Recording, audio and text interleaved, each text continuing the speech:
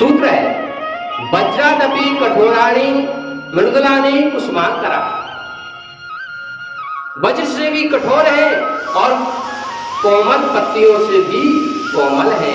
वैसे कहा जाता है, नव कंज लोचन कंज मुख कर कंज पद कंजारुणम कंधर्प गणित अमित छविनव सुंदर।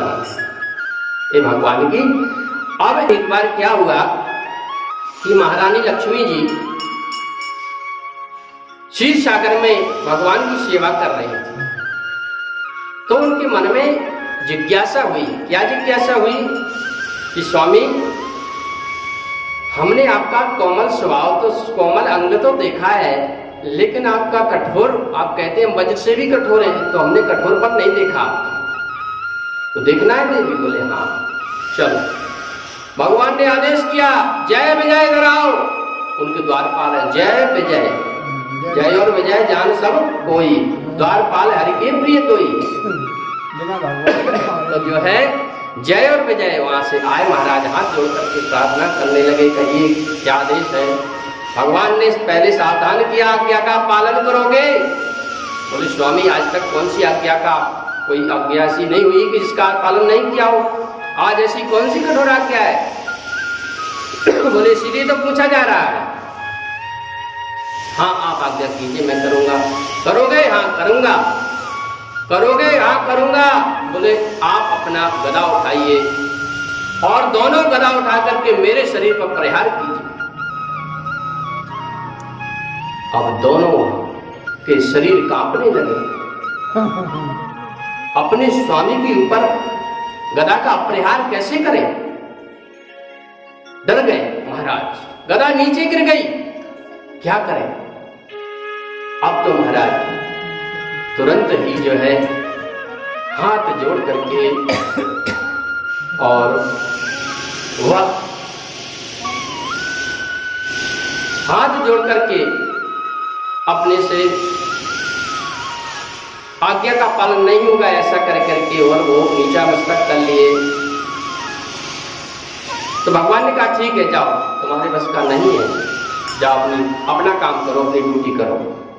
द्वारपाल द्वार पर पहुंच गए। अब भगवान ने एक लीला प्रकट की है। वो लीला क्या है, भगवान की शरीर से ऐसी दिव्य अलौकिक वह सुगंध निकली। वो सुगंध कहाँ गई, बोले पर्वतों में चली गई, जहां पर सनकादिक तपस्या कर रहे हैं।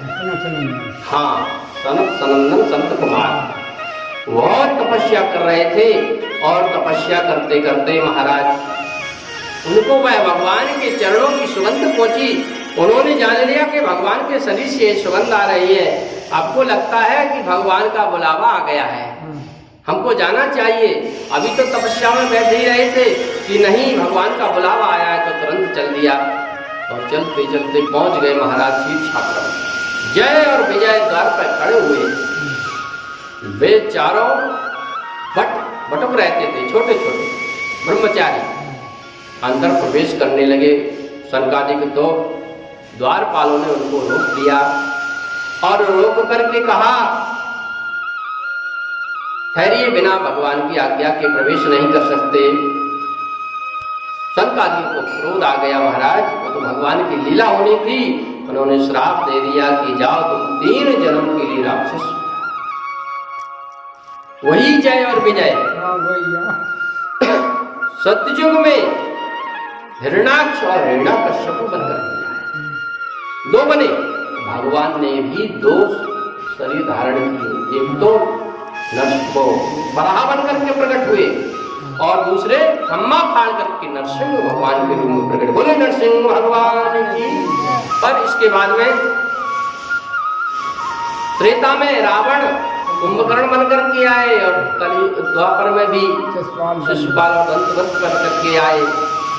भगवान उनके लिए उद्धार करने के लिए आए। तो कहने का तात्पर्य यही है कि उनको लक्ष्मी जी को उनकी कठोरता देखनी थी, तो वो तो जय और विजय तो उन्होंने मना कर दिया। तो फिर उनको राक्षस बना करके भेज दिया कि जाओ हम ही से लड़ोगे। और लक्ष्मी से कहा हम जाएंगे, तुम देखना युद्ध, महान युद्ध हुआ है ना। और फिर भगवान की वह वज्र की जो शक्ति थी, वज्रादपि कठोराणी, वज्र से भी कठोर, उस शक्ति को लक्ष्मी जी ने अपनी आंखों से देखा। जब नरसिंह भगवान के रूप में आए ना, तो उनके सामने लक्ष्मी जी नहीं टिक पाई, भाग गए डर के मारे। इतना भयानक सब।